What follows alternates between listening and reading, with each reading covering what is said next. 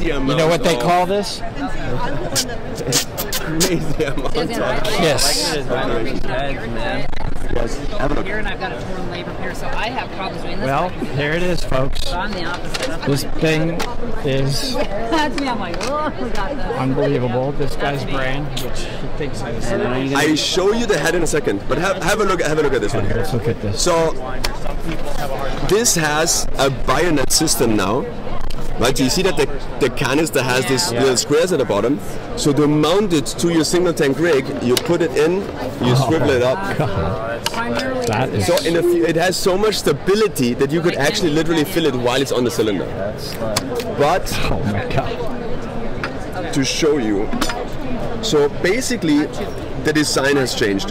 Imagine the Sidewinder to be a radial absorbent that is cut in half, and you have one side on one side and the other one on the other side.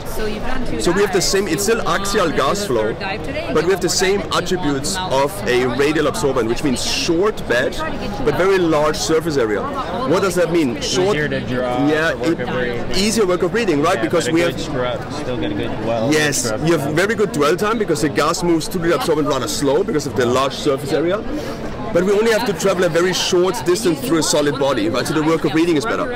So in CE testing, when we checked, this has about 33% more sorb than Sidewinder 1, right? Almost 7 pounds.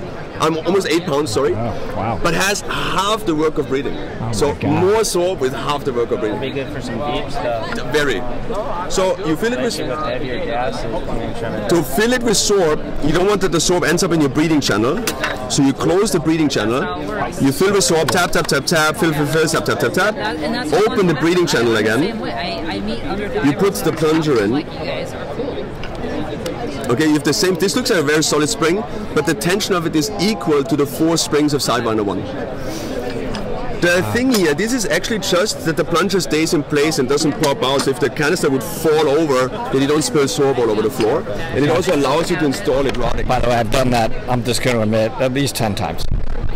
That's like We all did. That plate's just for your single tank rig. Yes. And then have a look at this. This is really something that is a piece of art. So you see, this is your standard Molex connectors, but you see there's a silicone gasket on it. So you can just plug them in. Plug them in, but that also means that the connection between cell and circuit board is waterproof. Right, so if you have caustic water in it, remember Sidewinder 1, sometimes when the caustic water ended on the Molex connector, you had some like what we call Christmas tree. Yes, they went like yellow and red. Now this is a waterproof connection. I have one here that has the cells in it, so you see how it looks finally. Now the first thing that people will say is like, oh, but if the PCB is waterproof, how do you manage to equalize the pressure between the front of the cell and the back of the cell? And this goes through here. You see those holes here? Yeah. They have a Gore vent in it. Are you familiar with the term Gore-Tex? Yes. Right, from shoes? Oh, Gore-Tex. Gore-Tex, yes. That's so waterproof, right? yeah. But gas goes in and out. There you go. So we have the same thing in here. Gas goes in, but water doesn't. How long does Gore-Tex something like that last? A long time. But obviously, I don't know much about the chemical. Obviously, we're also going to offer servicing, so this is just going to be a standard thing that we can change during service. Now, have a look at this. So you are familiar that usually on our left-hand side we had an overpressurization valve, right? So this acts in the same way. You can depressurize it with your triceps, but it's actually an upstream valve. What does that mean? It means it opens against the flow of gas, right? So inside here you have 2 seals. You have a mushroom valve, which is the same mushroom valve of a second stage. And you have the same gasket of a dump valve. So it's very like in the field repairable, yes. But the gasket is made out of silicone, not rubber. Right? In here they are rubber. So maybe you know from cave diving. The octagon style or the round style? Like it's round, but the silicone is much softer, which means if there's percolation in the water in cave diving, quite often if percolation goes into the gasket, the rubber one is so hard, so the sediments deform it and then it doesn't seal any longer.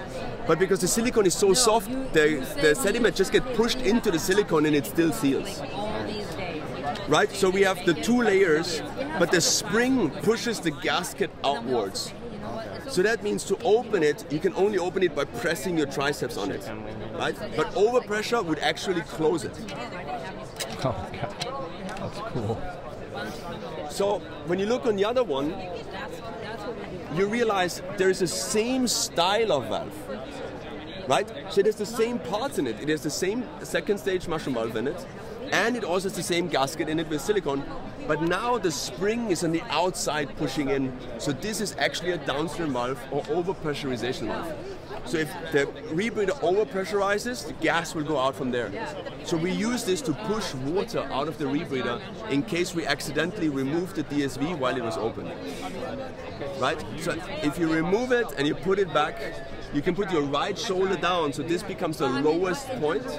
Then you press your MAV button to overpressurize the system. Then a little trick, exhale completely, because you want to make your lungs as small as possible and still create positive pressure towards the valve. So you can do this even in 3 feet of water, push the water out without hitting the surface. At some point you're going to hear, which is basically the gas firing through the one-way valve, and then you just let the lip loose, let the rest of the gas go out, and that's all there is to it. Also the ADV is new. You realize it's a normal standard second stage. There's a very simple advantage to this. You can actually adjust how easy or how hard you want the ADV to fire.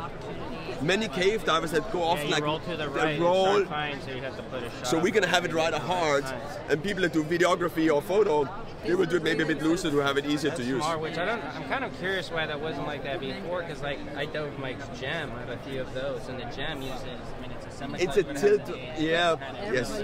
Because the Sidewinder 1 uses the tilt valve, and you can't really adjust that easy.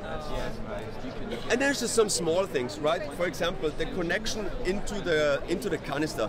Remember, sometimes it was quite a bit of a pain in the ass to get the clip in. We changed that. The opening is bigger and it's also funneled.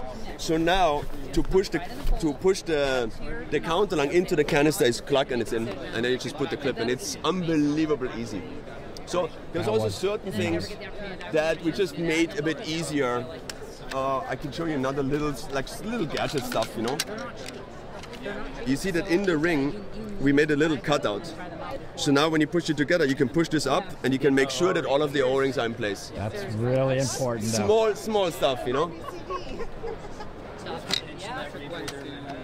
No, so I'm gonna be honest with you. I haven't used a single tank on my back since I was like 24 years old. I'm glad you tell me. But I love this thing so much. I will most likely even teach cave diving with it, because 180 cubic foot of bailout is 3/3. I can go pretty far in the Mexican cave with it. But jumping off a boat with this is amazing. It's super boat easy. diving.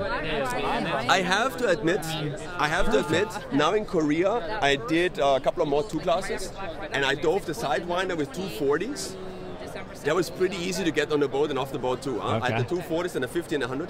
But I mean, this, even imagine how deep you could dive with this. You could do a 200-foot dive. You have your deep bailout on your back, then you have a 50 and a 100 on the side. You dive in 200 feet and you feel like a recreation diver. I know. And you do like a half an hour bottom time. It would be. I have to admit, I want to do something slightly deeper than that, just for fun's sake. Like, how deep did you dive? 330 feet. What did you use? A single tank on my back, bro? All right. High five? Does he? World? Does he deserve a high five? Yes. It just goes underneath. That thing is amazing. We're still gonna change the map, but we don't have the new one. Patrick. Yep, some of the greatest I have in the world right here. I have to say one thing though, which is really, really important. I added some small ideas, right? I usually, the design part, I just point things out that don't really work or that should be improved. And I have like some small ideas like the bungee, like the silicone on the gasket, because that's my field of expertise. But the really breakthrough ideas, like the 2 valves, and also the cross-flow absorbent, which are just pure genius, was the owner of actually Piotr. He is just thinking on like a whole different dimension, this guy. And he's not certified as a rebreather diver, which is like the most, which maybe is the good thing, because he's looking at it like from a third lens. Exactly, because he doesn't have a preconceived notion or idea, and he goes really at the possibility to think outside the box. But it's really impressive.